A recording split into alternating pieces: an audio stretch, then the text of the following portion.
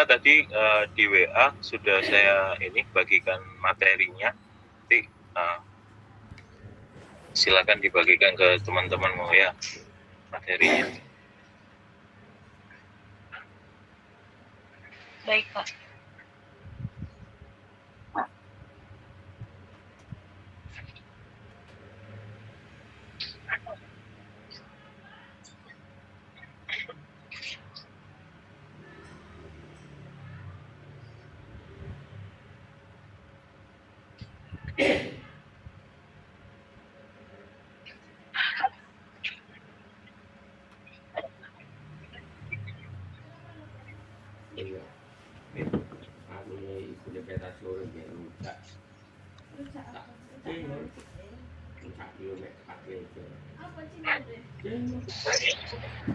Baik, selamat pagi Pak Fra dan teman-teman semua. Di sini judul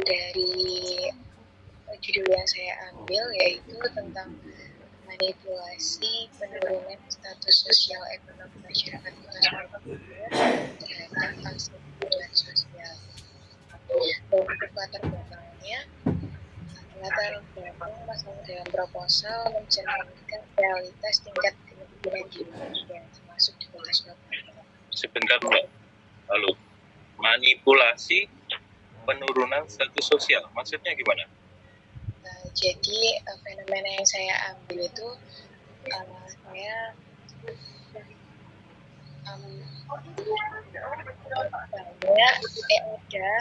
masyarakat yang rela menurunkan status sosial ekonomi mereka untuk mendapatkan bantuan sosial seperti itu, Pak.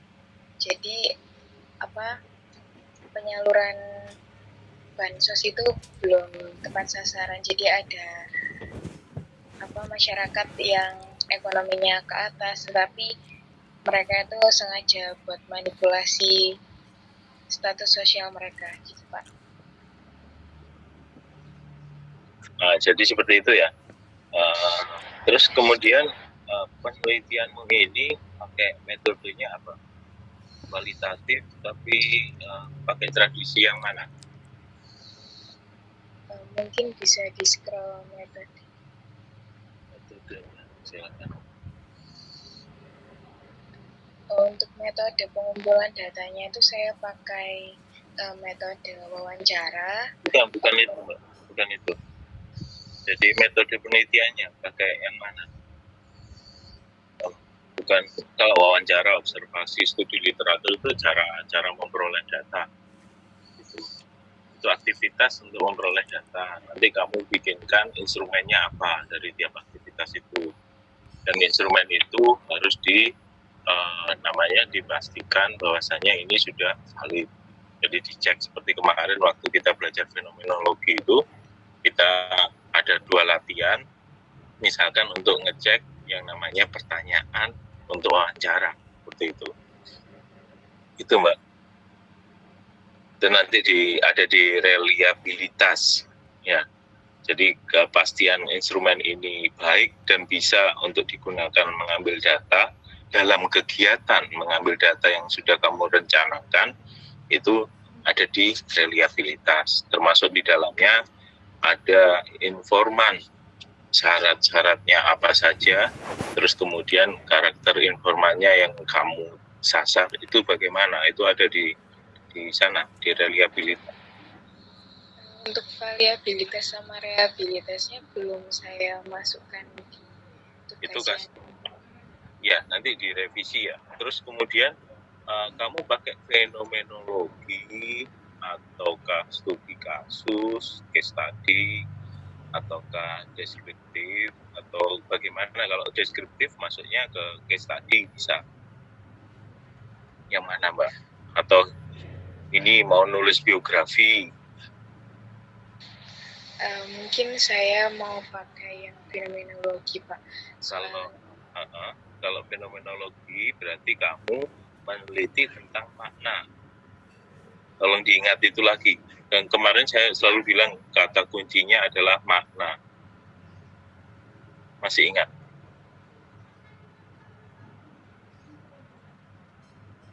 kemarin yang saya sampaikan itu kan fenomenologi, ya, yang latihan itu. Fenomenologi berarti berkaitan dengan makna, yang kamu cari makna. Jadi di judulmu itu udah harus terlihat bahwasanya yang kamu cari itu makna. Sedangkan di judulmu coba di scroll ke atas. Judulmu itu adalah manipulasi penurunan status sosial ekonomi masyarakat Kota Surabaya terhadap akses bantuan sosial. Nah, ini maknanya ada di kata-kata mana yang ingin kamu cari, makna yang ingin kamu cari? Berarti kalau misal judul yang saya tulis ini berarti ini masih masuk ke deskriptif ya Pak? Ya, itu kamu, makanya gini, saya bilang kalau fenomenologi itu berkaitan kamu ingin mencari maknanya. Nah, di sini yang saya tanyakan dari judulmu, itu kata-kata yang berhubungan atau berkaitan dengan makna, itu ada di mana? Yang sebelah mana? Silakan. Kalau menurutmu ini sudah ada yang berkaitan atau berhubungan atau bisa menunjukkan bahwasanya ini adalah makna yang dicari, ya silakan pakai judul ini. Kalau belum, tambahkan. Gitu. Belum atau sudah? Ya, sepertinya masih belum Pak. Itu kayaknya masih masuk ke deskriptif. Deskriptif ya. Oke. Nah, nanti kalau coba sebelum mengganti nanti kalau deskriptif itu nanti dilihat setelah saya menyampaikan tentang case study ya. Kalau deskriptif utamanya tentang case study itu benar-benar rigid waktu, dalam artian batasannya adalah waktu. Ya, batasannya waktu sehingga aktivitasnya juga terbatas, maka sumbernya itu banyak. Itu ciri khasnya studi kasus ya. Jadi bukan syarat minimal syarat minimal informan harus terpenuhi, enggak, bukan itu ya. Minimal informannya itu malah justru bisa macam-macam informannya itu, dalam artian nggak ada syarat minimalnya gitu, tapi harus ada satu informan gitu. Karena yang jadi batasan dari studi kasus itu sebenarnya adalah waktu. Ya, waktu berdampak kepada aktivitasnya juga ikut terbatas seperti itu. Ya, itu ya Mbak. Nanti didengarkan dulu. Tapi kalau memang karena terbatasnya adalah waktu dan sudah ditentukan di awal. Contohnya, saya ingin tahu ini kelas 22 apa? 22B? 22 C ya. Ya, misalkan saya ingin tahu apakah kuliah metodologi penelitian kualitatif di kelas ekonomi 22C berjalan dengan baik atau tidak pada hari ini. Jadi pada hari ini ya waktu kuliah saya. Ya. Saya harus meneliti itu pertanyaannya. Dan saya pendugaan awal, diduga mahasiswa dapat mengikuti dengan baik itu. Ya, dugaan awalnya. Terus kemudian saya bertanya, sampai akhir kuliah saya belum mendapatkan jawaban. Maka kesimpulannya adalah tidak dapat ditemukan apakah kuliah berjalan dengan baik atau tidak pada hari ini. Itu ini susahnya metodologi penelitian kualitatif dengan pakai tradisinya studi kasus gitu. Itu susah banget ya, dan waktunya nggak bisa dirubah. Sedangkan fenomenologi bisa. Ya, fenomenologi itu bisa. Yang seperti yang saya contohkan itu misalkan Mbak, saya kok lupa ya Mbak siapa itu yang meneliti suku anak dalam, awalnya itu 2 tahun, terus kemudian berkembang sampai 10 tahun gitu. Ya, awalnya gitu, dia meneliti tentang fenomenologi, bahkan dia ikut serta berpartisipasi di dalamnya gitu, sampai diakui sebagai orang anak dalam gitu Mbak ya. Nanti hipotesismu gimana? hipotesisnya agak dibesarkan, saya nggak kelihatan deh. Oh ini bisa. Cukup. Ya, dugaan dalam penelitian ini adalah jangan gini. Jadi hipotesis itu diduga, bukan dugaan. Ya, kalau dugaan berarti kamu masih belum ini menyatakan itu sebagai hipotesis, gitu Mbak. Ya. Oh iya Pak. Jadi diduga bahwa nggak usah dugaan dalam penelitian ini adalah itu nggak usah. Jadi diduga bahwa masyarakat Kota Surabaya memiliki motivasi atau faktor tertentu yang mendorong mereka untuk panjang banget kamu. Jadi diduga masyarakat Kota Surabaya memiliki motivasi untuk memanipulasi status sosial ekonomi guna mendapatkan akses bantuan sosial. Udah gitu aja. Ya, dugaan itu singkat. Kalau kamu dugaanmu sedetail ini, ya, maka untuk mencapai kesimpulan bahwasanya dugaanmu ini nanti masih tetap sama atau berubah, itu akan semakin sulit gitu. Itu Mbak. Ya. Jadi syaratnya malah terlalu banyak nanti, ya. Seperti itu. Ya. Oke. Ya.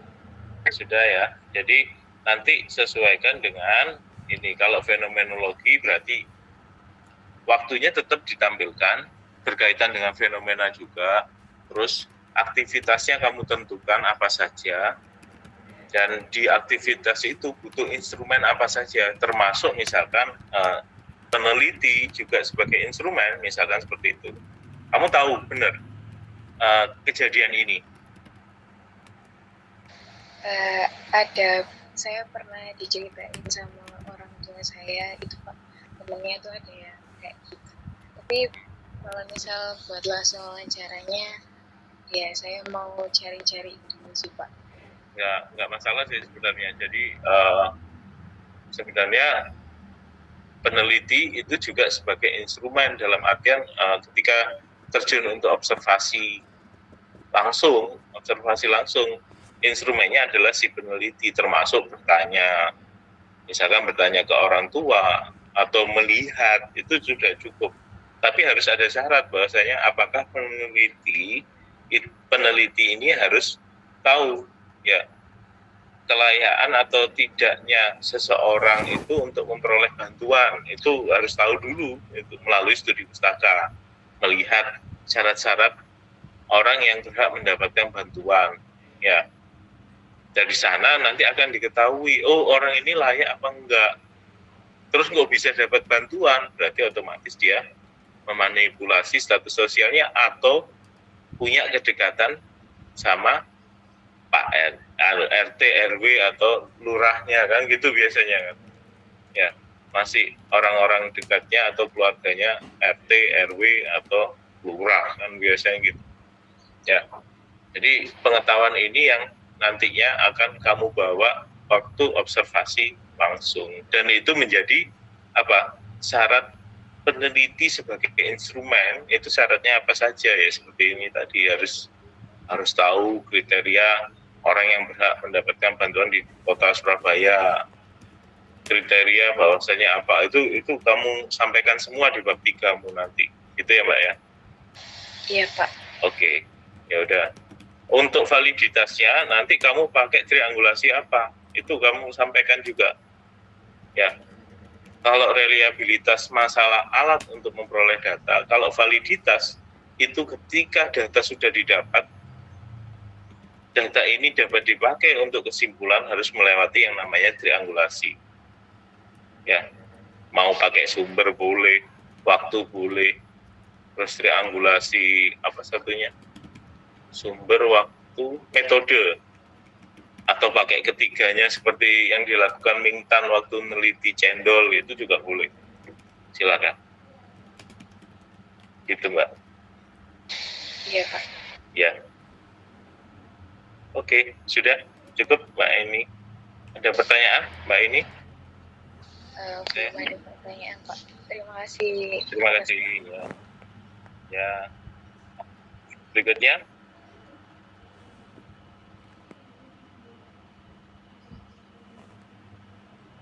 Silakan berikutnya.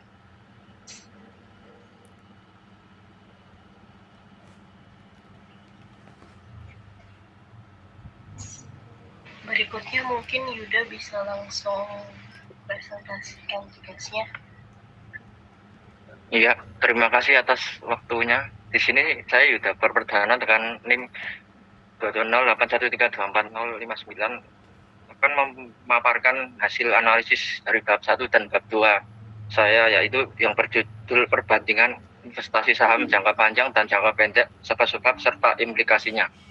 Dengan memiliki latar belakang penelitian, itu penelitian ini tentang dua tipe pilihan investasi saham jangka panjang atau long term dan jangka pendek short term untuk mengetahui sebab kenapa mereka salah satu dari kedua tipe tersebut.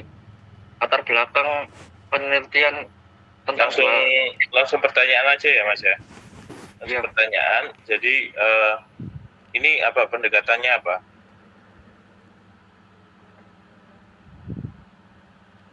Pendekatan apa? Metode kualitatif yang mana?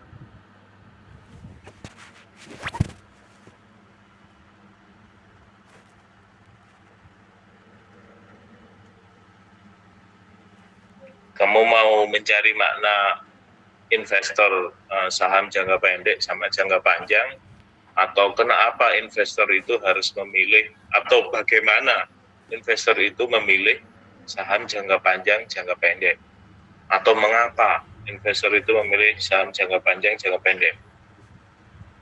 Saya memilih pendekatan mengapa. Mengapa? Satu, ya Pak. Oke, kalau mengapa berarti kamu masuknya ke case study. Itu Mas, ya. Iya Pak. Kalau misalkan gini, apa sih yang dicari dari penjual toko kelontong Madura? Kenapa dia harus buka 24 jam? Apa maknanya? Nah, itu baru fenomenologi. Makna bukanya toko kelontong Madura 24 jam bagi si konsumen misalkan gitu, atau bagi si produsen. Nah, itu baru atau keduanya itu baru fenomenologi. Ya, berarti kamu case study ya. Iya Pak. Kalau case study, tentukan waktunya. Waktu yang dimaksud gimana Pak? Waktu penelitianmu. Oh ya. Untuk mendapatkan mengapa tadi kan kamu, atau bagaimana ya, untuk mendapatkan bagaimana seorang konsumen ketika masuk ke pasar saham ini memilih saham jangka panjang dan memilih saham jangka pendek. Berarti itu kamu bandingkan atau berdiri sendiri-sendiri. Kalau melihat dari pengertianmu, kalau pertanyaannya bagaimana, itu berdiri sendiri-sendiri, sehingga waktunya akan berbeda. Ya, bagaimana seorang konsumen harus memilih saham jangka panjang? Bagaimana?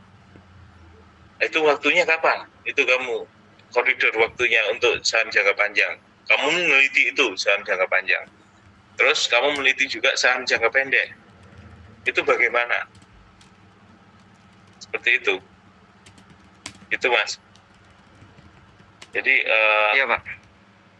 Sebab serta implikasinya kan gitu, berarti kan jawabannya adalah yaitu sebab implikasinya apa ya.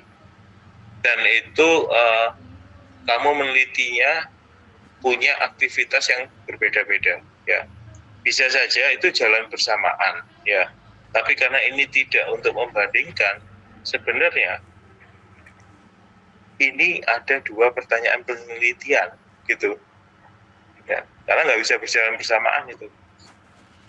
Sekarang konsumen misalkan memutuskan, misalkan konsumen ini punya uang 100% gitu aja ya, memutuskan yang 25% itu akan saya masukkan ke saham jangka panjang.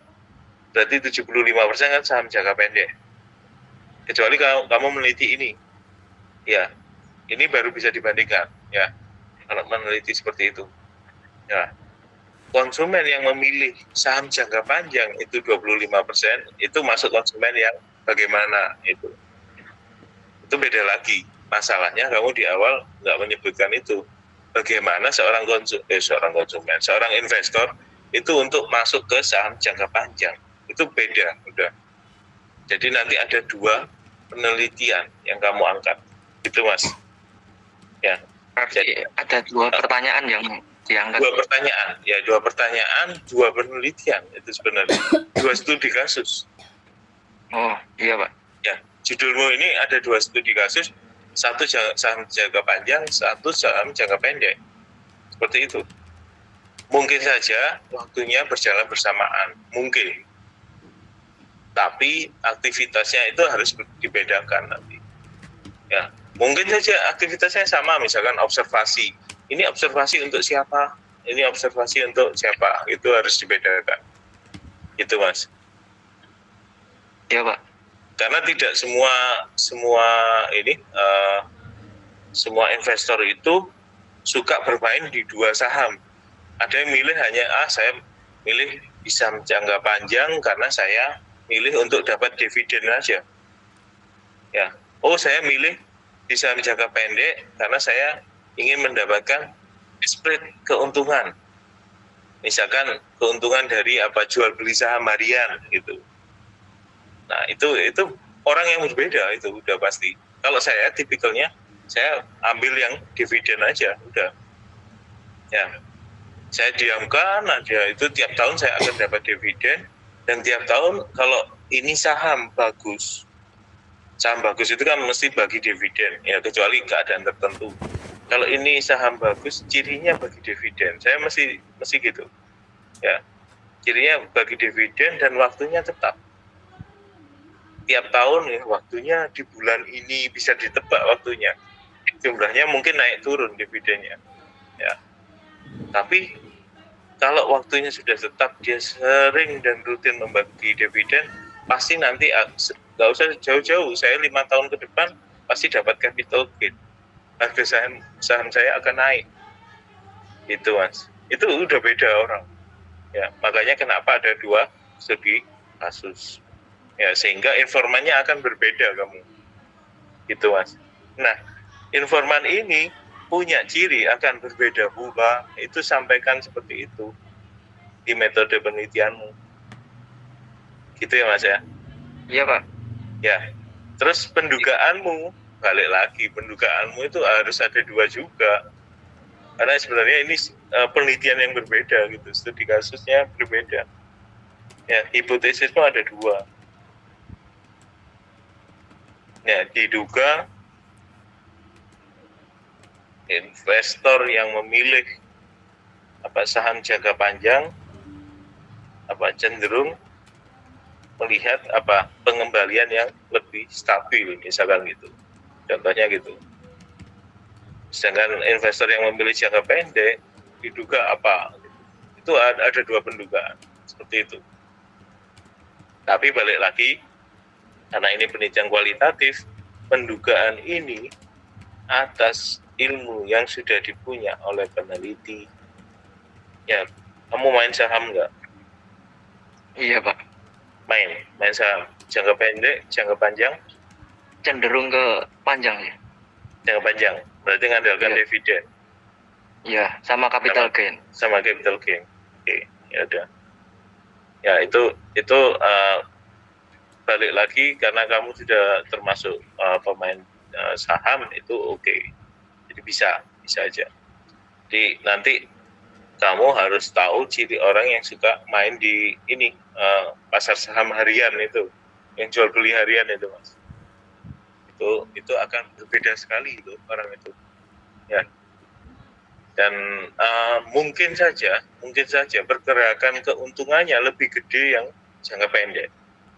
Pergerakan keuntungannya ya, selama nggak rugi ya. Atau bahasa kerennya sekarang boncos, selama nggak boncos ya udah. Misalkan di target, saya sehari untung $100, udah. Kalau sudah dapat $100 saya berhenti. Besok lagi $100, besok lagi $100 gitu. Itu lebih lebih membuat si trader ini itu balik lagi ada sebutan juga kalau jangka panjang itu sebutannya investor. Kalau jangka itu setahu saya gitu. Ya. Jadi kalau saya tipikalnya itu investor, bukan trader. Nah, sedangkan kalau pemain jangka pendek itu trader sebetulnya.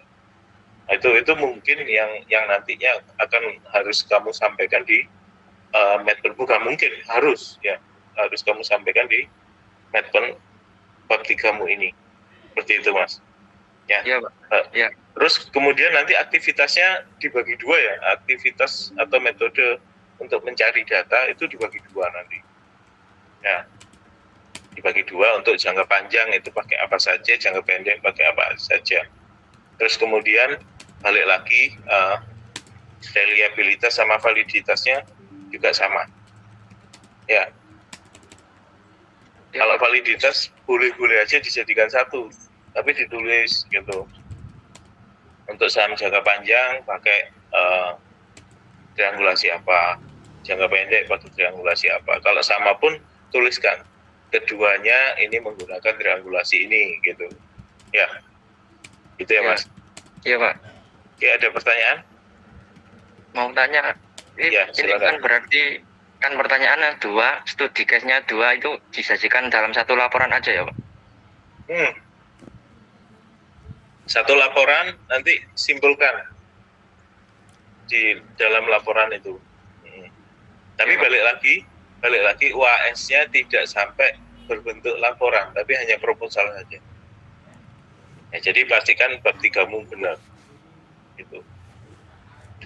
Itu Mas. Jadi sampai UAS ini kita hanya sampai, balik lagi ya semuanya, sampai UAS itu kita hanya sampai bab 3 gitu ya. Jangan lupa ya, jangan karena saya harus berburu informan, saya melupakan memperbaiki Medpen bab 3 saya gitu. Kamu kumpulkan, ya udah nilainya 0 gitu. Jangan sampai seperti itu. Sekali lagi udah saya ulangi ya. Jadi itu yang dikumpulkan untuk AS itu adalah sampai proposal saja, yaitu sampai metode penelitian. Jadi bab 1 sampai 3. Yang mengumpulkan hanya bab 3 saja juga nilainya akan 0. Ya, karena bab 1 2-nya nggak ada. Tiba-tiba muncul Medpen, nggak mungkin. Ya. Gitu ya. Jadi kalau ada penyesuaian di hipotesis, sesuaikan juga di ini pertanyaan penelitiannya. Bisa jadi ada yang perlu dirubah, gitu. Oke, ada pertanyaan lagi? Mungkin sudah cukup, Pak. Sudah cukup, ya. Nanti 3 menit lagi PC bisa ini ya, screenshot, ya. Baik, Pak. Ya, nanti itu harus jadi laporan untuk saya.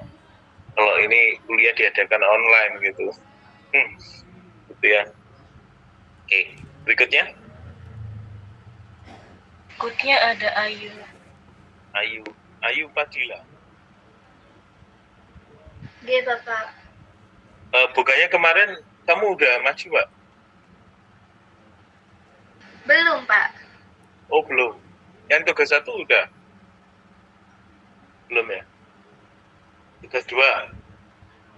Yes. Yuk, silakan. Yuk. Oke, baik. Sebelumnya terima kasih banyak atas kesempatannya Bapak.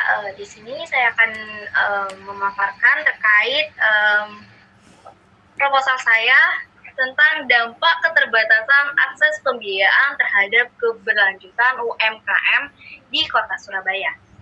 Ini langsung ke hipotesis atau dijabarin juga lah? Hipotesisnya gimana? Dampak keterbatasan akses pembiayaan, maksudnya gimana? Nah, ini makna ya berarti ya. Oh, ini dampaknya apa kalau ada keterbatasan akses pembiayaan? Iya Bapak, tapi di rumusan masalah saya itu ada 2 Bapak. Yang pertama itu saya pengen menilik apa aja sih faktor yang menyebabkan keterbatasan akses. Itu kalau faktor-faktor itu Medpen kuanti. Kalau faktor-faktor itu, Pak. Oh berarti cukup dampaknya aja ya Bapak.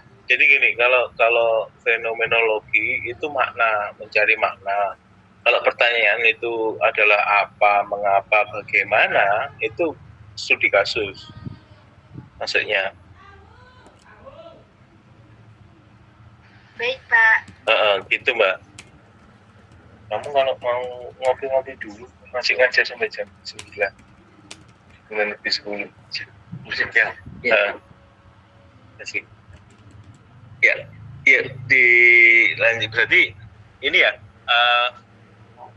rumusan masalahmu dirubah ya? Siap, Pak. Rumusan masalahnya dirubah, terus otomatis pendugaanmu apa? Hipotesisnya tadi. Sepertinya salah, Pak. Salah hipotesis saya. Apa? Coba sekali lagi. Ini, Pak. Balik lagi ya. Hipotesis itu pernyataan.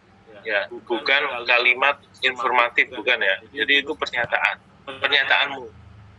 Ya, kalau Surabaya sebagai salah satu kota yang memiliki total UMKM terbanyak, itu bukan hipotesis, yaitu deskriptif, malah deskripsi. Ya, ingat hipotesis itu pernyataan. Jadi kamu menyatakan sesuatu, kamu nggak pernah menyatakan sesuatu, Mbak. Pernah, Pak. Contohnya, saya sedang kelaparan. Nah, itu menyatakan sesuatu itu. Ya.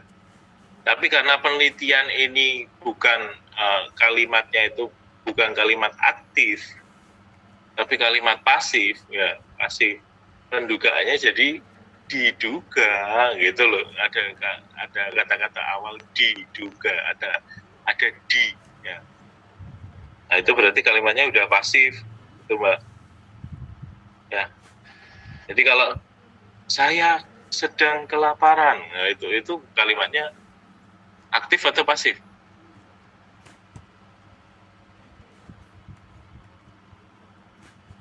Bisa aktif itu Mbak. Ya, kalau diduga saya sedang kelaparan itu pasif. Itu Mbak. Ya, Ayu ya. Baik, Pak. Ya, terus apalagi nih yang mau berarti ini salah ya, hipotesisnya tolong dirubah. Beneran ya semuanya. Kalau apa yang saya kasih masukan itu nggak dirubah beneran, itu nilainya 0 gitu. Ya, udah saya umumkan ya. Jangan nanti protes terus bahwa orang tuanya ke sini nilainya 0, gara-gara nilainya 0. Ya berarti kamu nggak mendengarkan waktu saya kuliah. Saya selalu mengumumkan seperti itu. Ya, please, tolong. Nah itu ya. Oke, berikutnya metode pengumpulan datanya itu kamu pakai pendekatan apa berarti? Kalau lihat dari pertanyaan penelitianmu nanti dirubah, kamu lebih ke mencari maknanya atau ini bertanya bagaimana, apa dan mengapa itu tadi? Sepertinya kalau mendengar masukan dari Bapak, kayaknya aku lebih ke pendekatan fenomenologi, Pak. Berarti mencari makna ya, mencari makna, dan di sini kamu tetapkan waktunya berapa lama. Tapi enaknya fenomenologi, waktu bisa berubah. Ya, karena yang penting apa? Jawabannya tercapai, gitu. Kalau studi kasus bisa jadi jawabannya nggak tercapai, karena udah dibatasi oleh waktu. Punya prinsip yang berbeda. Kalau studi kasus sama fenomenologi, sama-sama melihat fenomenanya, ya.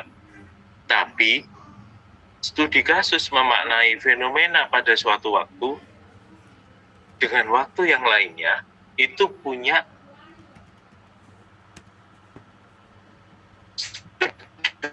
pandang keadaan kelaparan seseorang pada saat pagi hari, siang hari, sama malam hari. Itu kan fenomena bagi penelitian. Tapi itu punya ciri yang berbeda bagi studi kasus. Kenapa orang setiap pagi bangun tidur selalu kelaparan? Padahal nggak melakukan aktivitas apa-apa pada saat tidur. Nah itu. Beda dengan ketika siang hari. Wajar kita kelaparan karena kita melakukan aktivitas. Malam hari juga sama kan. Kita habis melakukan aktivitas sepanjang siang sampai sore, sebelum makan malam itu ada aktivitas. Tapi kenapa pagi hari ketika kita istirahat tidur, kenapa kita kelaparan? Nah, itu studi kasus. Jatahnya studi kasus. Dan hanya bisa diteliti pada saat orang-orang yang bangun pagi dan kelaparan. Berarti pagi hari aja. Ya, misalkan kamu neliti ini, lihat orang-orang yang makan di kafe, nongkrong di kafe, misalkan makan pagi dan sebagainya, itu kamu tanya, kenapa sih ini seperti ini? Dari waktunya gitu. Ya. Atau contohnya ketika saya ingin melihat apakah kuliah ini berjalan baik di kelas 22C. Seperti contoh tadi yang saya sampaikan ke temanmu. Itu ya Mbak Ayu. Baik, Pak. Oke. Metode analisisnya pakai fenomenologi. Terus balik lagi ya, validitas reliabilitasnya tolong dikebawahkan lagi. Nah, validitas itu pakai triangulasi yang mana, reliabilitas itu syarat dari instrumenmu itu ditampilkan semua di sana. Misalkan kalau wawancara berarti harus ada dokumen wawancara. Ya, dokumen wawancara harus sudah tervalidasi, misalkan seperti itu. Ya, dan dilampirkan di lampiran berikut adalah itu, di lampiran 1 adalah dokumen wawancara. Jadi sudah ada di lampiran nanti semuanya ya. Jadi nanti sudah ada daftar pertanyaannya. Kalau memang di metode untuk memperoleh datanya itu perlu pakai wawancara. Ya, itu nilainya paling sempurna, 100 itu. Saya kasih 100. Kalau ada lampiran-lampiran, kalau di bab 3, di dalam bab 3 itu adalah syaratnya, reliabilitasnya itu syaratnya apa saja, instrumen ini bisa dikatakan reliable, di lampiran itu ditampilkan dokumennya. Itu, misalkan wawancara, dokumen wawancaranya, atau dokumen petunjuk jalannya penelitian di lapangan. Nah itu, kalau disampaikan seperti itu, ada penyampaiannya, meskipun sederhana, itu pasti akan baik maksimal. Itu, ya. Itu ya masukan dari saya untuk Mbak Ayu. Ada yang mau? Izin bertanya, Pak. Jadi tadi disebutkan ada apa ya? Dokumen wawancara yang Tervalidasi. Ya, tervalidasi itu bagaimana, Pak? Tervalidasi ya kayak kemarin. Misalkan dokumen ini, pertanyaan ini sudah kamu tanyakan ke dirimu. Latihannya kan ada 3. Ya, kemarin itu. Udah ikut kuliah yang kemarin nggak? Yang latihan, ada pertanyaan penelitian, saya tanya ke diri saya. Saya ngerti. Terus latihan kedua, saya tanya ke orang lain. Orang tersebut ternyata ngerti. Misalkan pertanyaannya, apakah hari ini, detik ini, Anda sedang lapar? Saya tanya ke diri saya sedang lapar nggak detik ini? Enggak, karena tadi pagi saya udah makan. Nah, ini berarti kan udah tahu, ada jawaban. Berarti tanya ke diri sendiri sudah ada jawaban. Tanya ke orang lain. Apakah detik ini Anda sedang mengalami kelaparan? Dia bisa jawab, iya, saya lapar detik ini. Berarti pertanyaan ini itu sudah valid.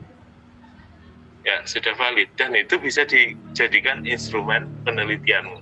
Dimasukkan di dalam dokumen wawancara. Itu daftar pertanyaan wawancara. Tanya gitu.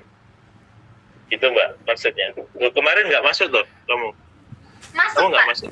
Tuh. Berarti kamu memperhatikan omongan saya atau hanya melihat saya? Memperhatikan, Pak, tapi belum paham. Ya, gitu disuruh tanya nggak ada yang tanya. Kamu nggak tanya kan, kamu yang di depan kan? Kalau nggak salah. Benar, Bapak. Iya. Itu, berarti nggak sukses kuliah saya kemarin nih. Ya. Yang lainnya ya, hati-hati ya. Jadi semuanya itu harus dilatih benar apa yang saya omongkan itu untuk dipahami gitu ya. Ya. Jangan sampai nanti setelah lulus kalian semua itu punya tipikal orang yang nggak mudah paham omongan orang, wah itu repot itu, bener repot. Ujung-ujungnya nanti paling mudah terjadi apa? Oh, kamu nyenggol aku, tak bacok kamu, senggol bacok akhirnya. Itu mudah tersinggung gara-gara tidak mudah mengerti omongannya orang seperti itu. Ya, itu coba dilatih beneran. Ya, biar informasi yang disampaikan oleh orang lain itu tersampaikan. Ya, memang sayang itu kalau informasi yang disampaikan orang lain itu tidak tersampaikan ke kamu, itu sayang. Kenapa sayang? Karena informasi itu adalah pengetahuan sebenarnya. Ya, informasi apapun positif negatif itu sebenarnya sifatnya netral dan itu adalah pengetahuan. Ya, tinggal kita nanti menyaringnya. Yang menentukan positif negatif kan sebenarnya adalah saringan kita. Oh, ini informasi positif, ini informasi negatif. Belum tentu negatif bagi saya, negatif bagi orang lain. Gitu. Ya, misalkan ini contoh ya. Contoh, ini berkaitan dengan yang saya omongkan ini barusan. Informasi negatif bagi orang lain belum tentu negatif bagi saya, gitu. Atau informasi negatif bagi saya belum tentu negatif bagi orang lain. Misalkan, ya, makan dengan tangan kiri itu baik apa enggak menurut Ayu? Nggak baik, Pak. Nggak baik kan? Tapi ada orang yang habis tangannya patah, tangan kanannya patah, dia terpaksa makan pakai tangan kiri, terus kemudian kamu komentari, makan pakai tangan kiri itu salah loh, nggak baik, dosa. Apalagi sampai gitu. Kalau orangnya tipikalnya nggak mudah marah, ya paling dijawab, tangan kanan saya habis patah, nggak bisa dipakai untuk makan, nyendo aja nggak bisa, gitu. Paling jawabnya gitu. Ya, kalau orangnya mudah marah gimana? Ya kamu dilempar piring kamu, gitu. Ya, makanya latihan untuk mengerti orang lain itu juga perlu. Ya balik lagi, belum minanas kan gitu. Jadi ngomong agama ini. Ya, dosen agama saya nanti. Ya, kurang lebihnya seperti itu ya. Masukan saya ke tugasmu, Pak Ayu. Siap, Bapak. Terima kasih. Oke. Berikutnya, Mbak PJ jangan lupa untuk di screenshot ya. Udah ya? Sudah, Bapak. Ya. Berikutnya, siapa? PJ. Berikutnya ada Putra. Putra, silakan Putra.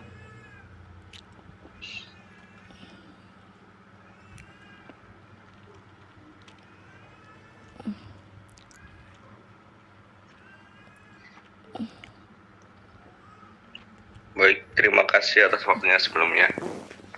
Di sini saya membahas tentang persepsi pekerja di Surabaya terhadap kripto sebagai aset investasi.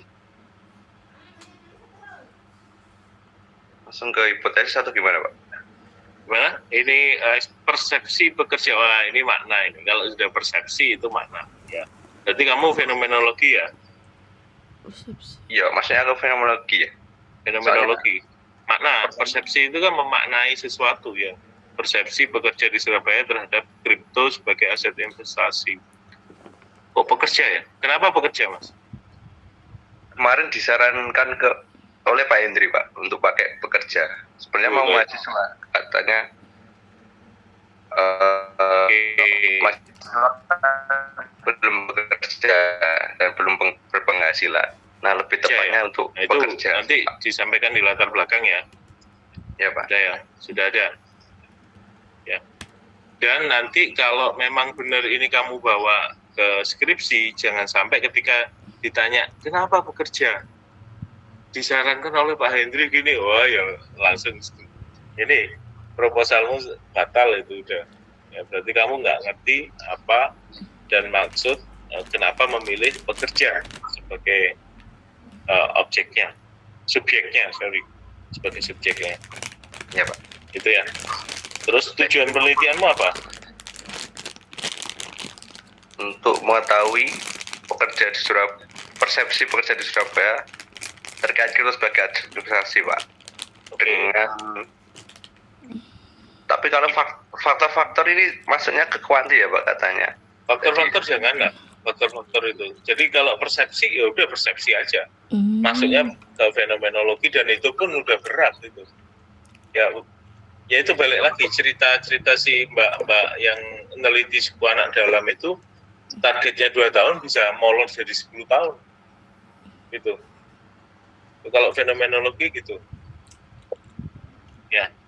Ya berikutnya nanti disesuaikan aja ya tujuan penelitiannya. Terus hipotesisnya gimana?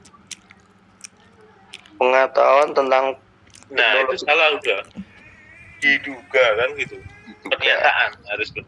Kalau ini kan pengetahuan tentang teknologi blockchain lah, itu deskriptif kan. Ya, bukan pendugaan, tapi mendeskripsikan fakta.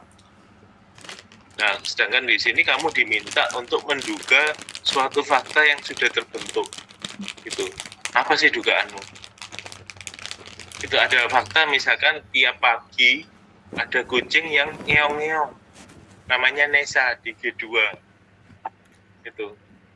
Apa pendugaanmu? Tentang fakta kucing yang meong-meong tiap pagi di gedung G2. Nah, kalian kan kuliahnya di G2 ya? Gedung G2 ya? G2 sama G9. Nah, kucing ini ada di G2. Apa pendugaanmu? kucingnya lapar, Pak. Diduga kucing tersebut lapar. Ya. Karena yang mengalami bukan kamu kan, tapi kucing itu. Ya. Karena faktanya adalah tentang kucing itu. Nah, makanya kenapa kalimatnya kalimat yang pasif, bukan aktif, karena pelakunya bukan kamu. Pelakunya siapa yang lapar itu? Kucing. Oke, jadi seperti itu ya, mengamati fakta, dan kamu diminta untuk membuat hipotesis. Ya. Dan untuk sampai ke hipotesis bahwasanya kucing itu lapar, diduga kucing itu lapar, kamu tahu dari mana? Kok tahu kalau kucing meong-meong itu ini pasti lapar? Ya, sering menjumpai, Pak, kalau meong-meong dikasih makanan nggak ngeong lagi, Pak. Nggak ngeong-ngeong lagi. Nah, itu berarti kamu melakukan apa itu? Kamu melakukan sendiri? Misalkan menjumpai kucing meong-meong terus kamu kasih makan terus diam lagi. Itu kamu lakukan sendiri atau melihat orang lain melakukannya? Melakukan sendiri juga, melihat juga, Pak. Nah, itu nama aktivitasnya apa? Observasi. Ya, bisa observasi langsung, bisa juga observasi partisipan, seperti itu. Jadi orang lain yang melakukan, atau kamu sendiri yang melakukan, itu observasi semua sebenarnya. Itu Mas, itu namanya observasi. Jadi semuanya juga didengarkan ya. Ini saya sambil ngasih contoh, apa sih sebenarnya observasi itu? Itu. Ini subjeknya itu si kucing yang ngeong-ngeong tadi itu. Berarti pengetahuan yang didapatkan oleh Putra tadi, Putra ya kamu ya? Iya, Pak. Ya, yang didapatkan oleh Putra tadi adalah hasil dia melakukan sendiri maupun melihat orang lain. Ya, sehingga mencapai kesimpulan diduga kalau ada kucing pagi hari yang ngeong-ngeong, kebetulan itu ada di gedung tempat kalian kuliah, itu diduga dia lapar. Seperti itu. Karena apa? Dia punya pengalaman. Hasil observasi itu adalah pengalaman bagi si peneliti. Gitu. Sehingga dia bisa membuat pendugaan tadi. Ini sekaligus jawaban untuk Ayu Fadila ya tadi. Gitu. Dan Baik, semuanya, ya. Dan semuanya. Ya. Jadi jangan dikira nanti yang nggak saya sebutkan udah nggak usah dengerin kuliah. Ya.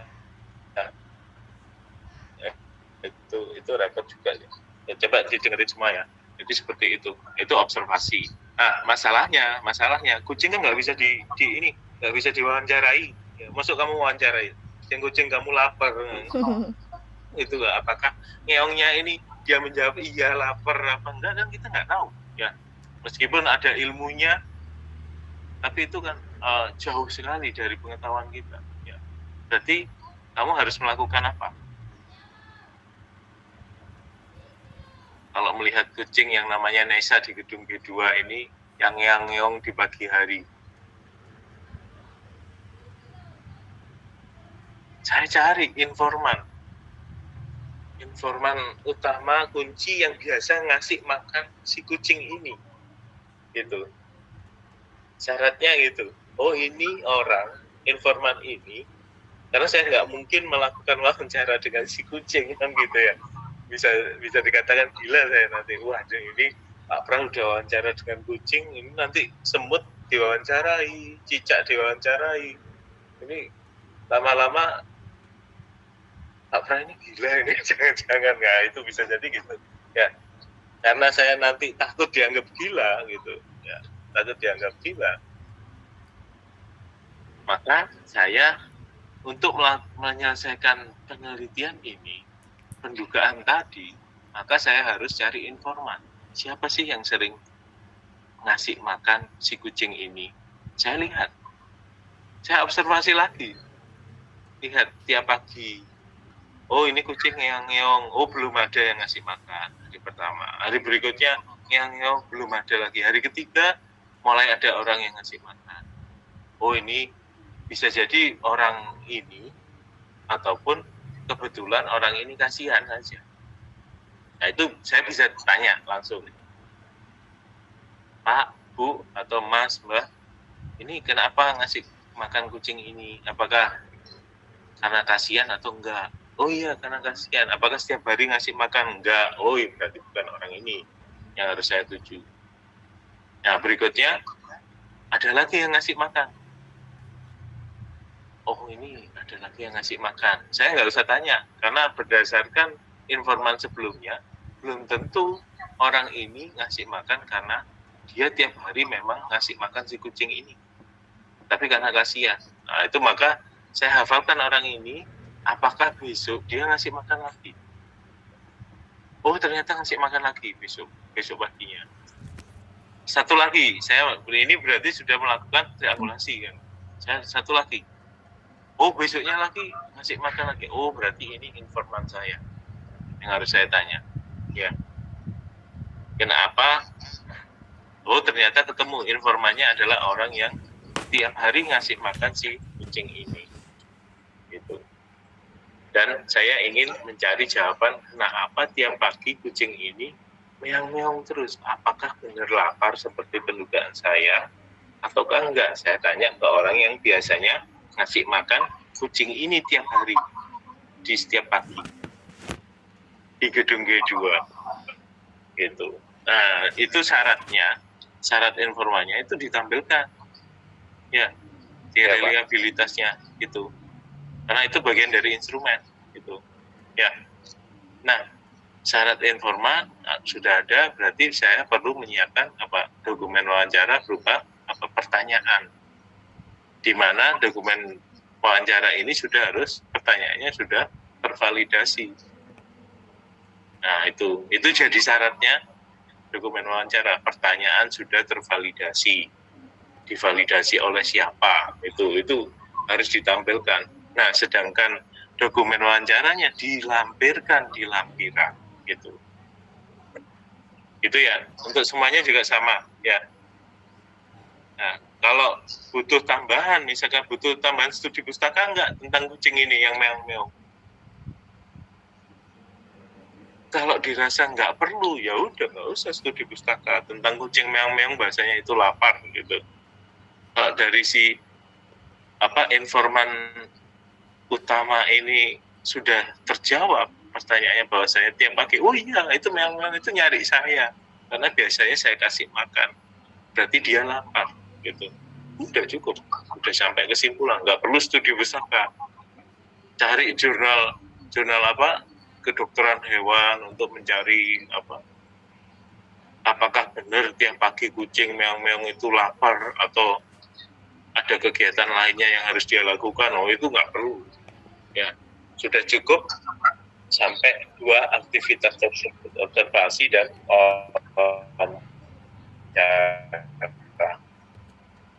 pertama tadi. Gitu Mas. Ya ada di interview gitu ya. Jadi nanti silakan disesuaikan ya, termasuk reliabilitas dan validitasnya. Gitu Mas. Oke. Baik Pak, terima kasih. Ada pertanyaan? Sementara belum Pak. Belum. Oke. Ya, saya rasa cukup dulu ya. Cukup sampai Putra ya. Biar saya cukup untuk memberikan materi.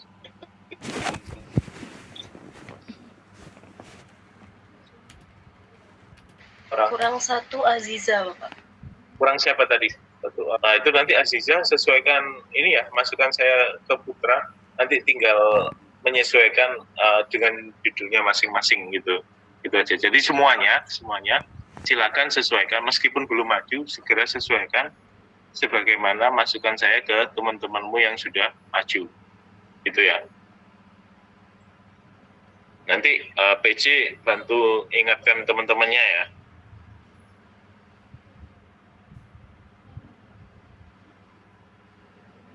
Jadi nanti sudah minggu depan itu sudah direvisi ya, jangan seperti ini ya. Oke, saya mau share screen, bisa di off-kan dulu. Oke, tunggu sebentar ya. Ini layar saya, ya. Tunggu sebentar ya. Istirahat sebentar. Baik, Pak.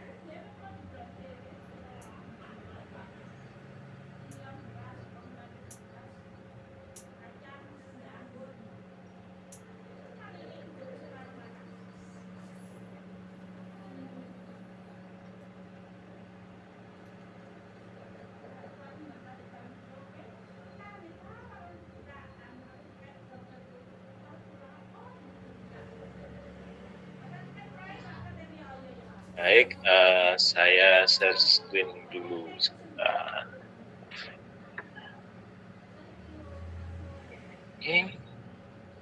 Belum saya buka. Maaf.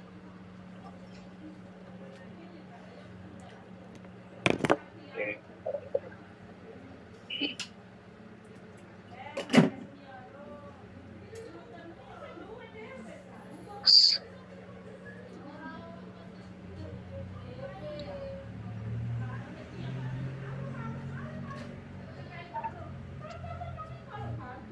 Baik, kita mulai lagi ya. Nanti sampai jam 9:10 atau selesainya ini. Kalian ada kuliah lagi? Nggak ada.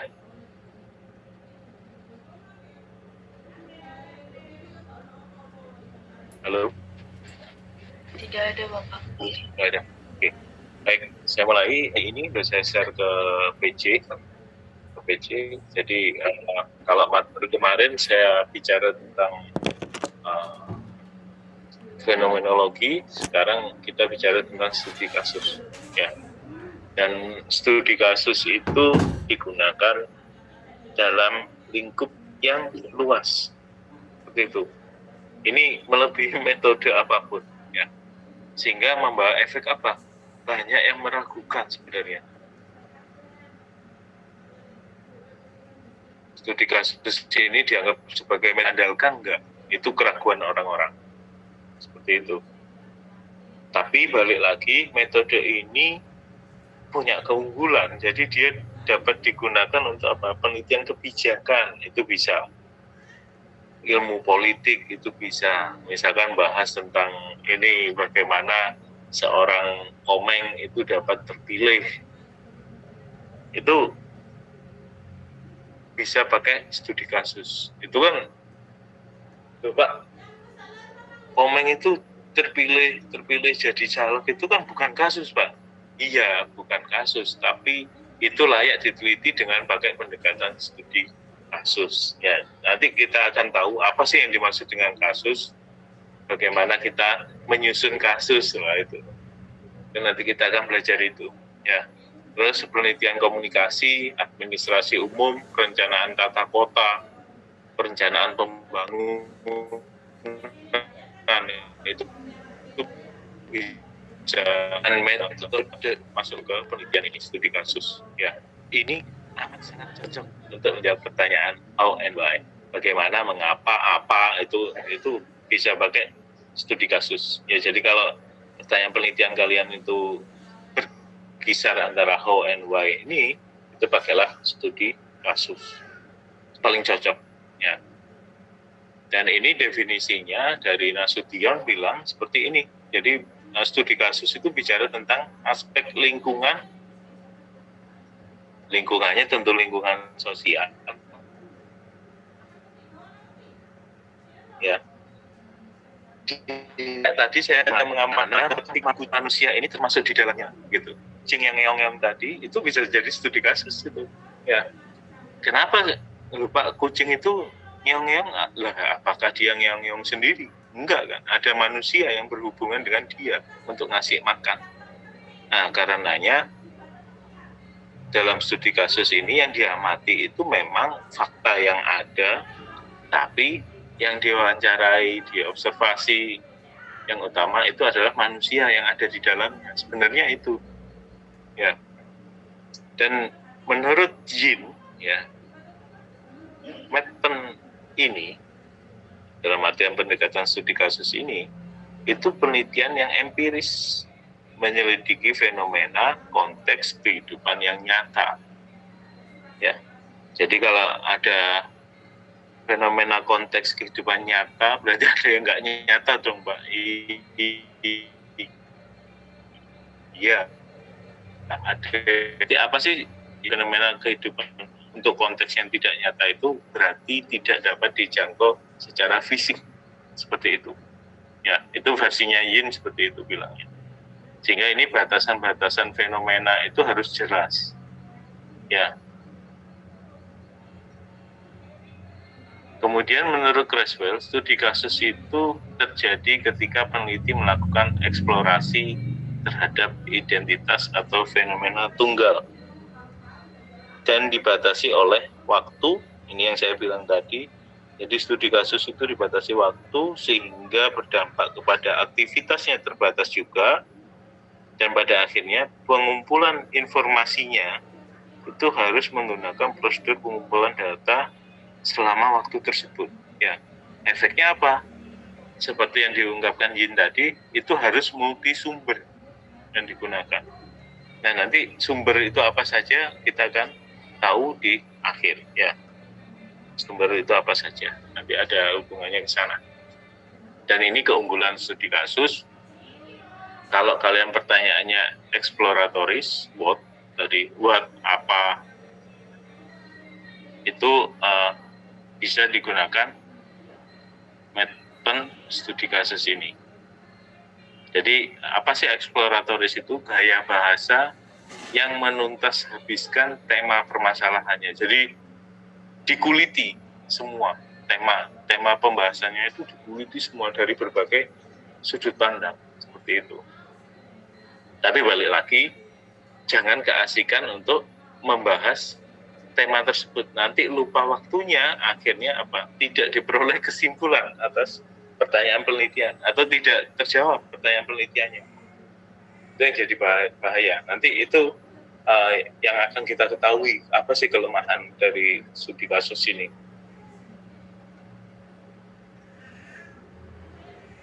Berikutnya, keunggulan berikutnya yaitu apa? Mampu menjawab pertanyaan deskriptif, how.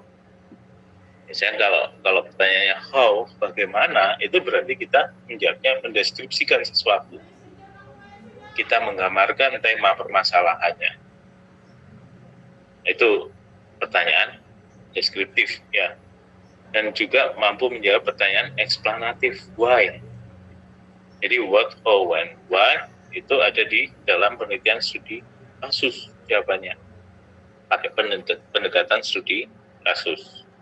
Termasuk seperti bagaimana seorang Komeng itu dapat terpilih menjadi anggota legislatif. Itu bisa dipakai pendekatan studi kasus, ya, studi kasus.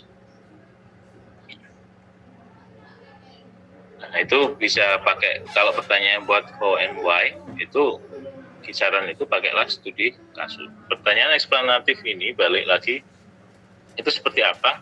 Menyingkap konteks peristiwa, fenomena atau kasus yang diteliti. Ya, sehingga setidaknya ada 3 model studi kasus. Jadi ada intrinsic case study, ada instrumental, ada kolektif. Seperti itu. Ya, untuk intrinsik itu apa? Jadi dilakukan untuk melihat fenomena secara intrinsik. Balik lagi, apa sih yang dimaksud dengan melihat fenomena itu secara intrinsik? Jadi kita tidak bertujuan untuk membangun teori, ya. Dilihat apa adanya itu fenomena. Ya, kita nggak ingin mematahkan teori, apalagi membangun teori, enggak.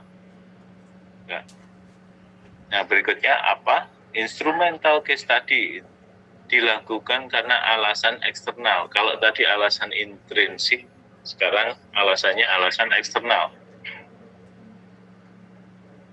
Bukan karena ingin mengetahui hakikat kasusnya. Ingat, biasanya kan ada, saya ingin mengetahui makna dari kasus tersebut. Hakikat itu kan pemaknaannya. Biasanya dilakukan untuk membuktikan sebuah teori yang sudah ada. Bedanya ini, ya. Kalau intrinsik bukan untuk membangun teori, juga tidak untuk membuktikan teori, sedangkan instrumental itu bisa menggunakan teori. Bisa yang dilakukan untuk membuktikan sebuah teori. Itu instrumental case study. Yang terakhir, model terakhir yaitu collective case study, itu menarik kesimpulan atau generalisasi atas fenomena atau populasi, ya, atas kasus-kasus tersebut. Itu ya. Oke, kita lanjut lagi. Ini sifatnya. Studi kasus. Kasus itu sesuatu yang spesifik, ya.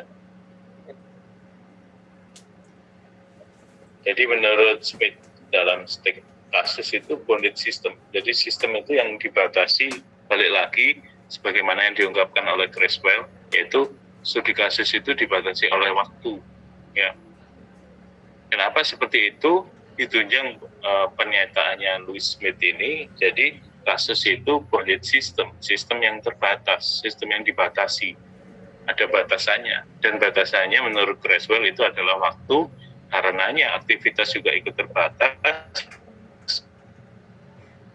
dan Yin menyarankan karena ada batasan waktu dan aktivitas, Yin menyarankan untuk menggunakan multisumber untuk menjawab pertanyaan yang ada di studi kasus ini. Ya, bingung ya pasti. Ada Smith, ada Creswell, ada Yin, wah itu tokoh-tokohnya ini Merton semua itu. Ya, nggak apa-apa kalau kalian nggak hafal itu nggak apa-apa ya. Tapi nanti kalau ketemu di ujian skripsi dengan saya, ya saya pasti tanya itu kenal Yin, kenal Smith, kenal Creswell nggak? Apalagi kalau kamu membawanya skripsimu dengan kualitatif seperti itu. Ya, balik lagi karena ini adalah bonded system menurut Smith. Karena itu studi kasus memiliki keunggulan, analisisnya dalam, ya, sifatnya spesifik kan, karena bonded system itu dia sifatnya spesifik. Jadi yang dibahas itu yang ada di dalam batasan itu. Karena yang dibahas hanya ada di dalam batasan, maka mau tidak mau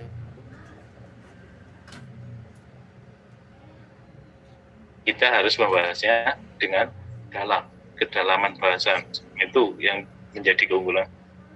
Dan tujuan utama studi kasus itu kasih gambaran apa latar belakang sifat-sifat karakter dari kasus yang nampak atau yang kita amati, sehingga nantinya pemilihan subjeknya itu harus tepat, ya. Kalau pemilihan subjeknya tepat, produknya atau hasil dari penelitianmu itu akan dapat dilakukan generalisir. Ya, ini 5 kesalahan, yaitu tadi yang saya bilang. Memang benar, itu harus diteliti secara mendalam dari berbagai sudut pandang, tapi jangan lupa, ya ini sering terjadi orang-orang yang membawa penelitiannya dengan pendekatannya studi kasus itu mesti berkutatnya, yaitu beranggapan bahwasanya teori itu lebih penting, lebih bermakna ketimbang realita empiriknya. Padahal yang diamati itu realitanya kan gitu, bukan teorinya. Balik lagi. Itu yang jadi kesalahan. Kita ingin mengungkapkan teori, malah yang banyak dibahas itu teorinya. Kita ingin mengungkapkan realitas, tapi yang diungkapkan malah teorinya. Nah, itu yang kesalahan pertama. Terus kemudian kesalahan kedua, seseorang yang tidak dapat mengeneralisir hanya dengan mendasarkan pada satu studi kasus itu kesalahan kedua yang sering terjadi. Orang berpikir untuk penelitian studi kasus itu tidak bisa dijawab hanya dengan satu studi kasus. Padahal bisa. Misalkan masalah kucing itu bisa dilaksanakan dengan hanya satu studi kasus saja. Ya, udah cukup.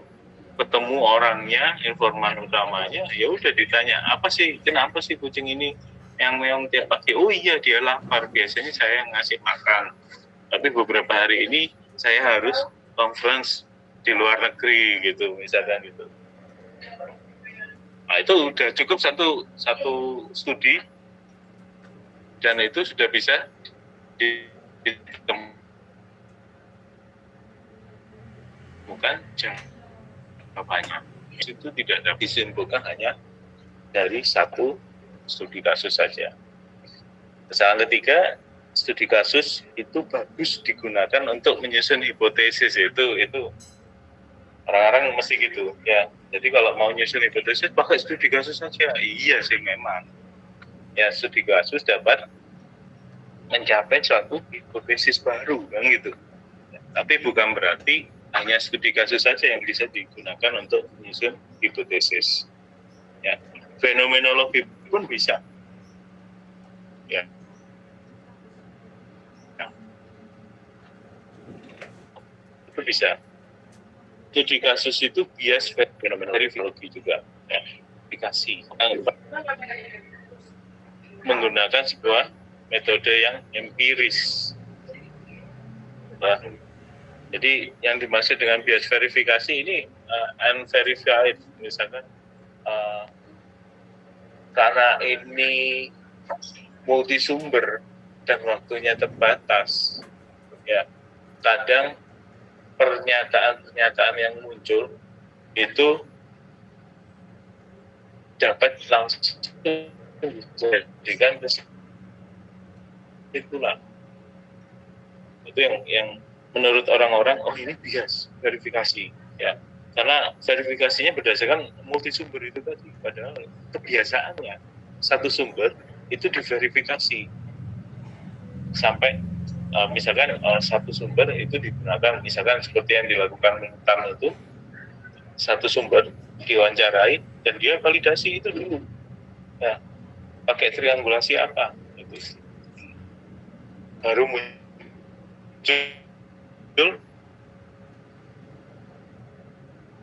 hipotesisnya kan gitu, triangulasi gitu. Sedangkan studi kasus nggak gitu, beda.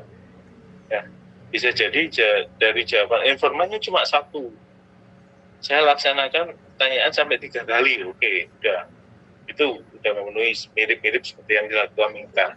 Tapi kalau misalkan gini, saya nggak perlu bertanya sampai seperti yang dilakukan Minta 3 kali bertanya, cukup sekali. Terus berikutnya saya pakai yang lainnya.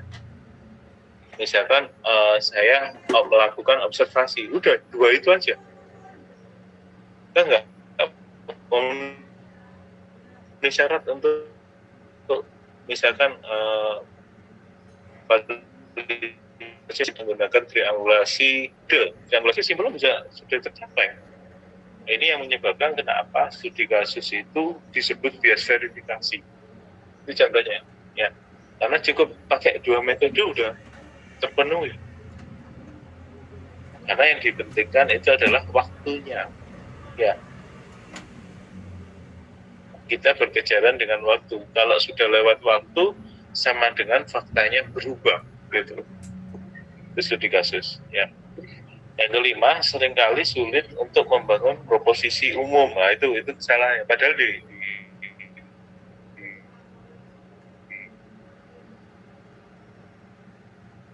awal tadi, ini bisa digunakan untuk menyimpulkan sesuatu. Berarti studi kasus bisa digunakan untuk membentuk proposisi umum. Gitu.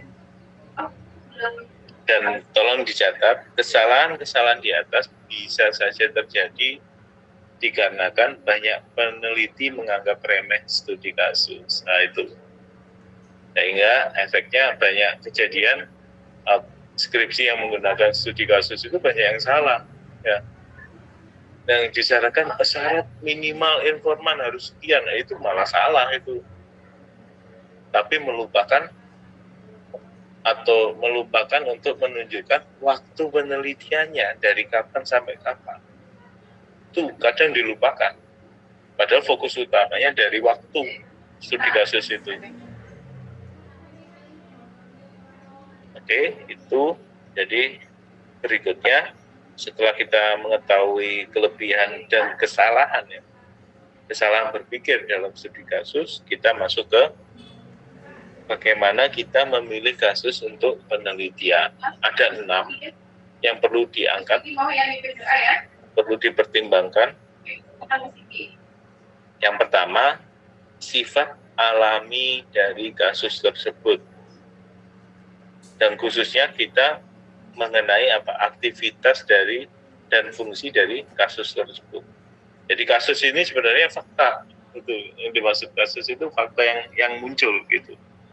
Aktivitasnya apa, fungsinya apa, itu yang disebut dengan sifat alamiah kasusnya. Terus kemudian ada latar historisnya. Kita tahu latar historis itu untuk menyusun pendugaan awal. Berikutnya, karena ini harus di keadaan yang nyata, berarti harus ada setting fisikalnya, sehingga ini bersifat fisik. Ya. Konteks lainnya yang bisa diikutkan adalah ekonomi, politik, hukum, dan estetik. Itu bisa. Ya. Dua berikutnya, kasus-kasus lain itu dapat digunakan untuk melihat kasus yang kita angkat. Atau informan-informan lain juga bisa kita jadikan untuk ini. Kita ingin mengetahui apakah Cimory itu tempat wisata yang bagus. Nah, saya tanya ke informan, misalkan informannya adalah pengelola tempat wisata lain, saingannya Cimory, misalkan apa sih tempat wisata namanya apa gitu yang di Pandaan. Saya tanya ke situ. Terus jawabannya adalah, Cimory banyak pencopetnya, parkirnya padat banget gitu. Jadi banyak negatifnya semua yang disampaikan. Nah, dari jawaban ini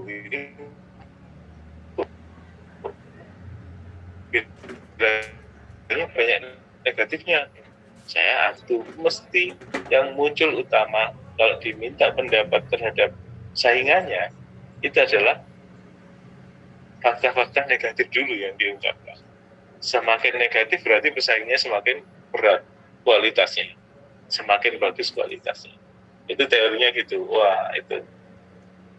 Terus kemudian saya juga tanya ke ini tukang parkirnya, Pak tukang parkir, ini Cimory ini dalam sehari kamu ada berapa orang yang parkir ini? Banyak banget.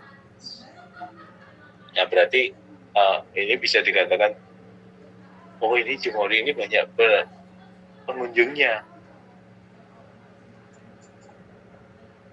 Kalau dikatakan banyak pengunjungnya berarti apa yang dimaksud dengan banyak pengunjung bisa jadi kalau sesuai teori, balik lagi sesuai teori. Tapi tolong diingat jangan terlalu concern ke teorinya. Ya. Jadi kalau banyak pengunjung berarti banyak orang yang senang untuk datang ke Cimory. Kalau orang senang berarti ini bagus tempat wisata ini. Nah itu contohnya. Ya. Berikutnya, bagaimana kita mendesain suatu kasus. Mendesain suatu kasus itu sama dengan mendesain penelitian. Bukan kita mengadakan kasus yang tidak ada. Misalkan ya, ini kalau kita udah tatap misalkan tatapnya offline, gitu. Saya tiba-tiba, saya ingin melaksanakan penelitian studi kasus. Saya kemudian mengadakan kasus, salah satu temanmu saya lempar HP gitu, mukanya. Nah itu bukan penelitian studi kasus, itu cari kasus namanya. Ya bukan seperti itu. Jadi yang dimaksud mendesain suatu kasus itu sama dengan mendesain penelitian, bukan menciptakan atau membuat kasus. Itu ya, kalau diperhatikan ya. Jadi beda. Jadi kasus di sini itu adalah sebenarnya fakta yang muncul yang akan diteliti.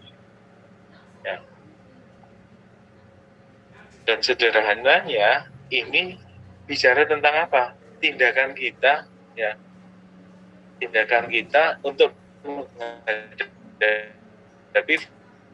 fakta tersebut. Ya. Jadi kemana? Sampai kemana? Gitu. Kita mau ngapain? Kita di sini mau kemana? Gitu. Itu adalah desain dari kasus. Dan kegunaan dari desain ini, menurut Nasution ada dua.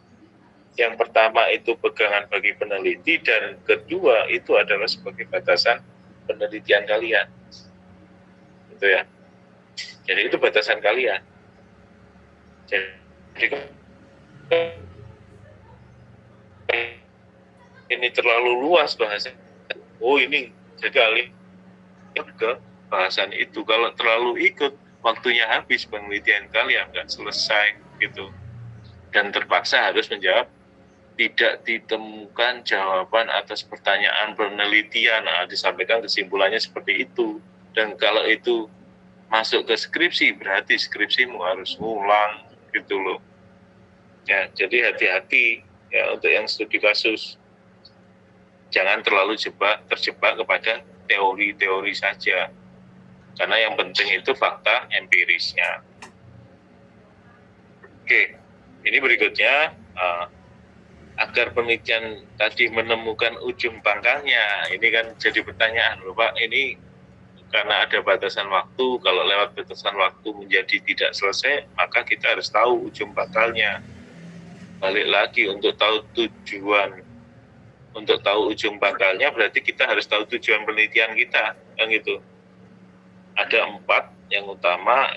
Tujuan penelitian itu sifatnya eksploratoris, ataukah deskriptif penelitianmu, ataukah eksperimen, atau eksplanatif. Itu harus tahu masing-masingnya. Ya, kalau eksploratoris berarti kita menjajaki sesuatu, kalau deskriptif memberikan penjelasan, kalau eksperimen itu uji hipotesismu.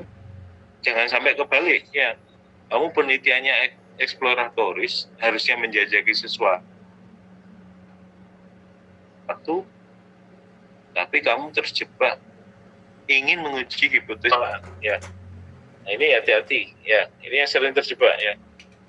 Tetap di penelitian kualitatif diajukan hipotesis, yaitu dari si peneliti sendiri itu ya.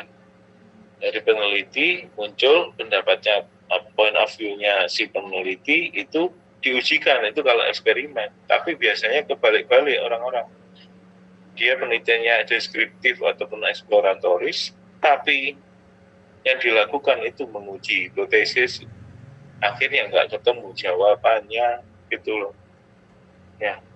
Yang terakhir ini eksplanatif, itu menjelaskan konteks peristiwanya. Jadi ini untuk menjawab pertanyaan mengapa. Ini desain kasusnya, kasus tunggal atau multi kasus. Saya minta kasusnya jadi 2 gitu ya, seperti temanmu tadi yang masalah saham, karena ada perbedaan.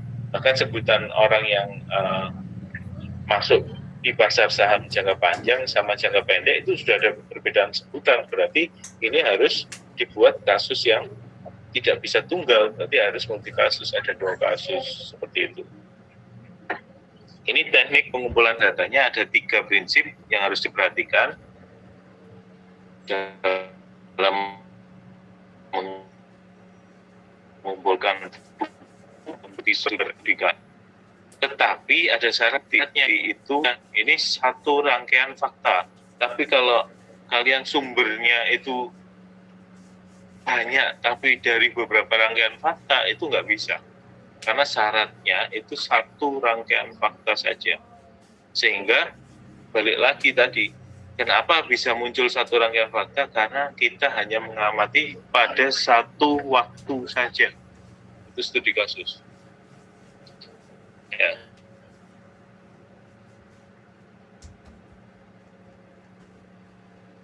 Itu bisa 2 atau lebih sumber.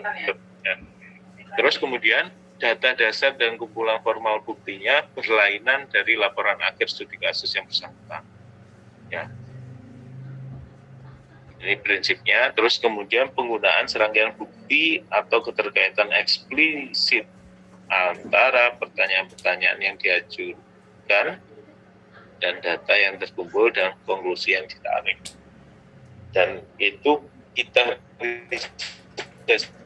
simpulkan semuanya dari 3 prinsip ini, meningkat pula kualitas substansi studi kasus yang kita laksanakan.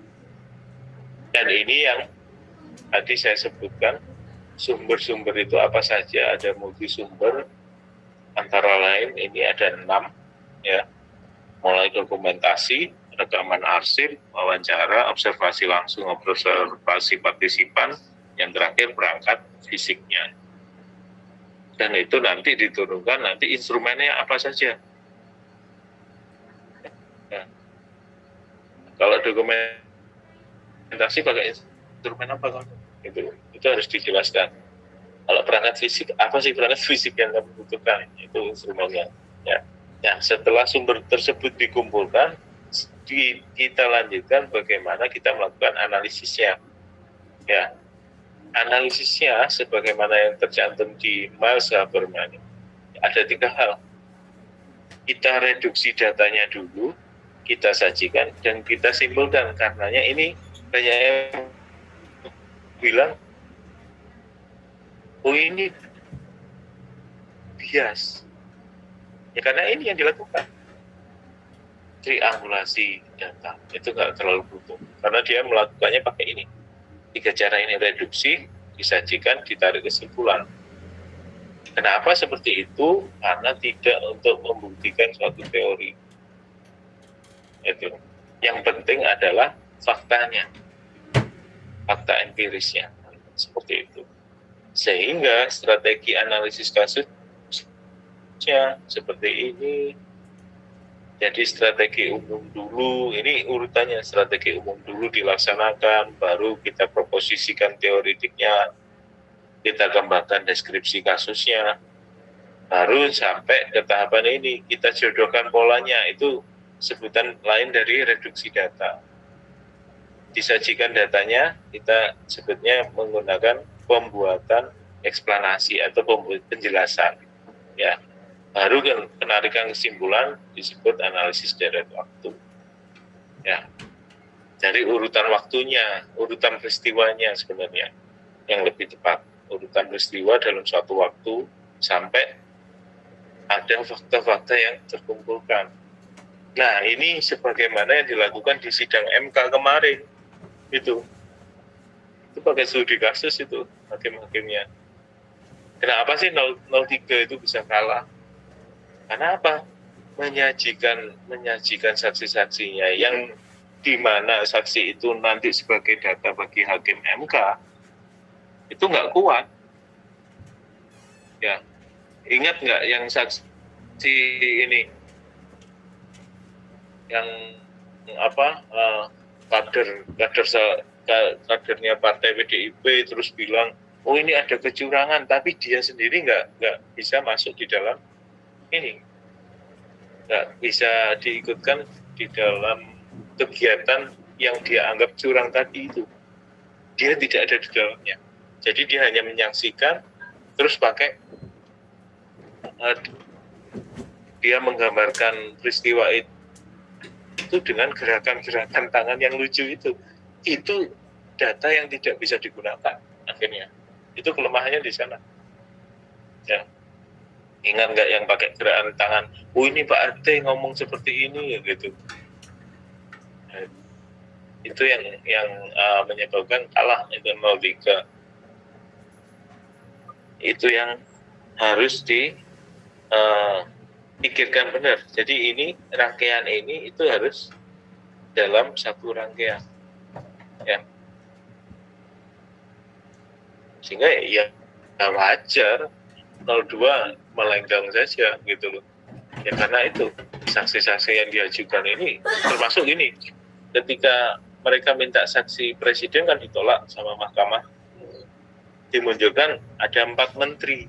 Ya kebetulan menteri yang dibawa dalam saksi itu ada 2 menteri yang sebenarnya dari kelompoknya 03, yaitu Menteri Keuangan sama Menteri Sosial.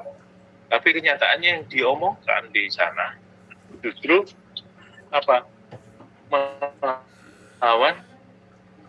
Jadi fakta yang diungkapkan oleh 2 menteri ini justru melawan pernyataan yang diajukan oleh 03. Nah, itu konyol, benar, konyol. Jadi strategi analisis kasusnya jelek banget. Ya, dari 03. Makanya kalah, wajar. Saya ketika lihat, menterinya ada 2 ini, saya berpikir positif, wah ini 03 akan disetujui ini. Tapi setelah saya lihat jawabannya kok gini, mematahkan semua hipotesis yang diungkapkan oleh 03. Ya sudah, selesai persidangan itu, 02 pasti menang gitu. yang bisa kita lihat dari persidangan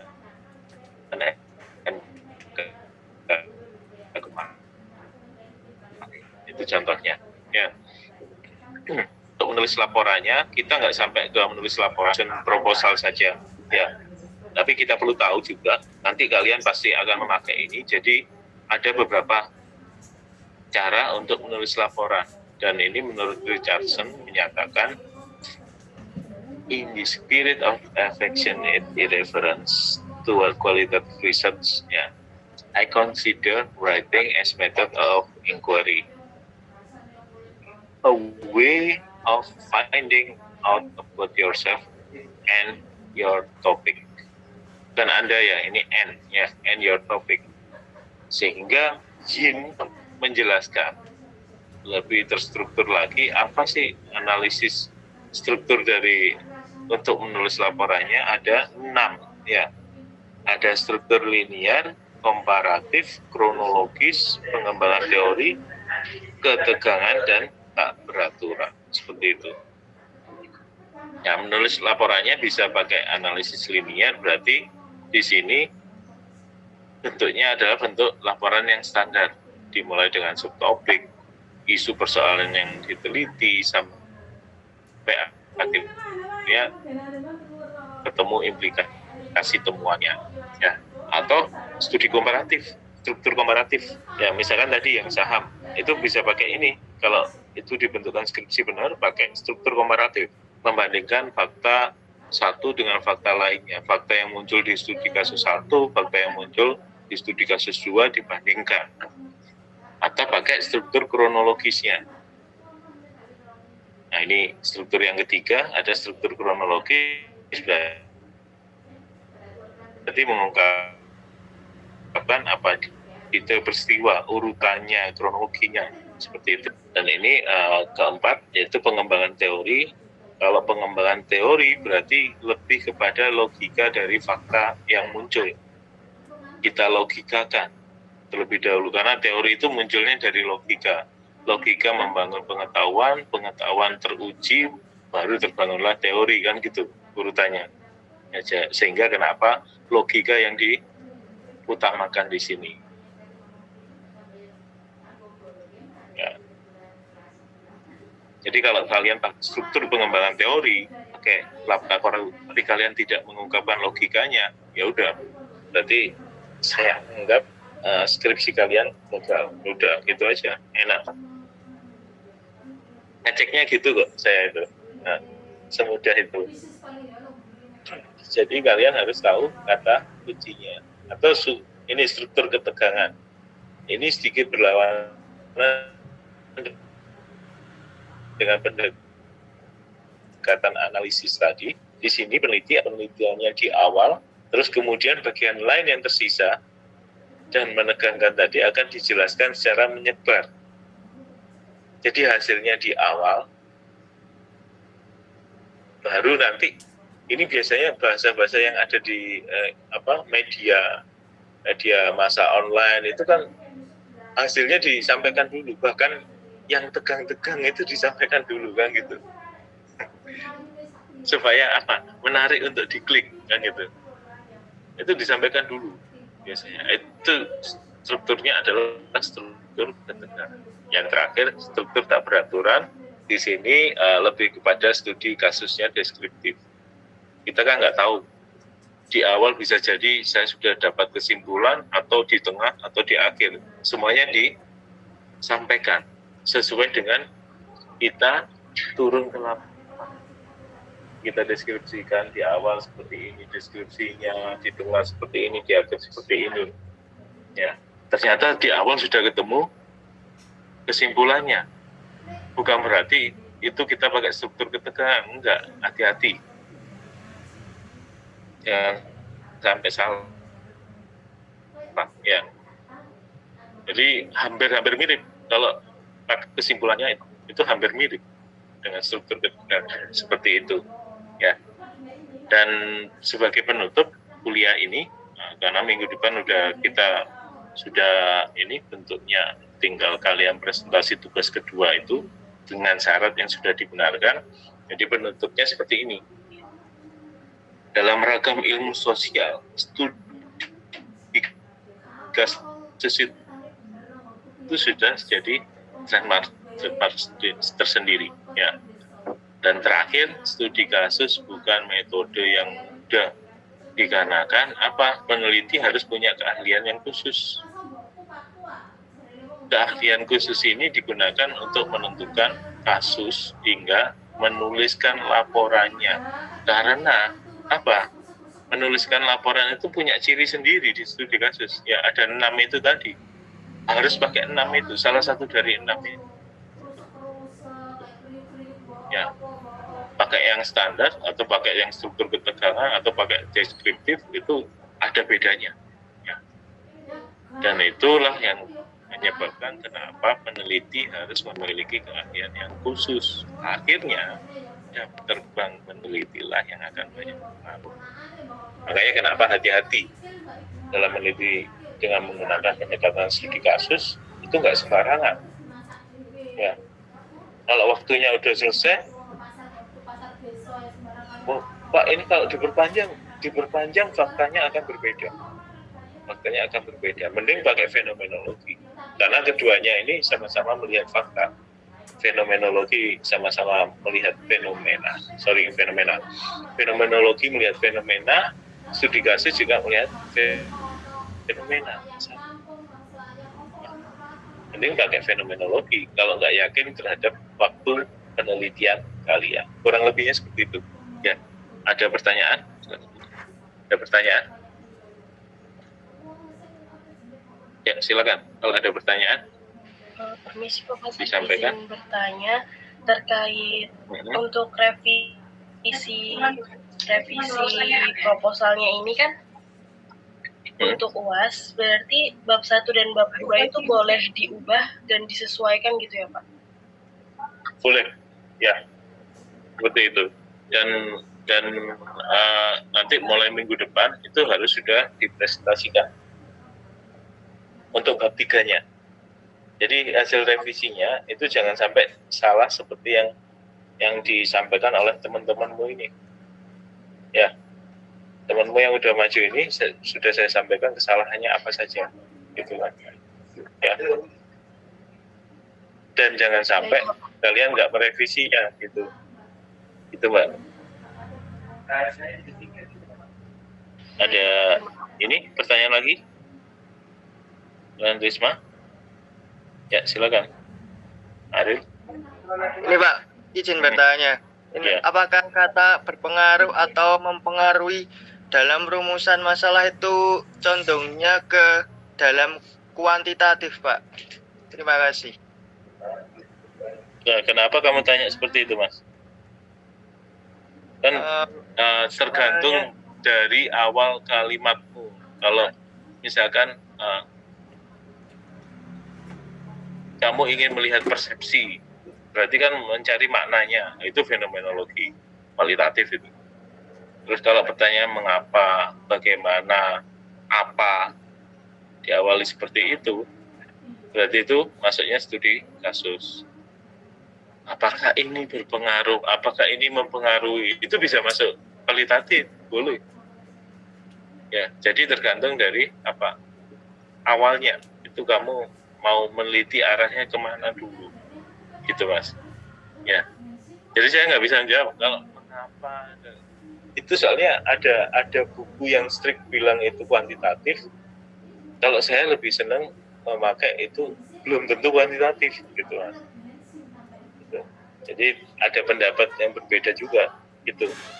Gitu ya, Ariel. Iya Pak, baik, terima kasih Pak. Jadi pahami dua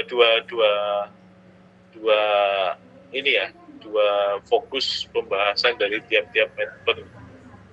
Ya, kalau fenomenologi mana, kalau studi kasus apa, mengapa, bagaimana, itu pertanyaannya. Gitu dulu. Baik Pak, terima kasih Pak.